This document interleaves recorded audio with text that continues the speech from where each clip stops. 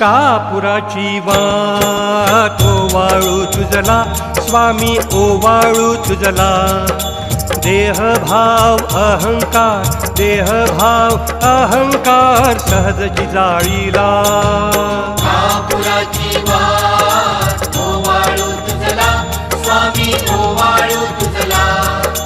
देहभाव अहंकार सहजची जाळीला दया क्षमा शांती उजळली ज्योती स्वामी उजळली ज्योती स्वयं प्रकाश रूप स्वामी देखली मूर्ती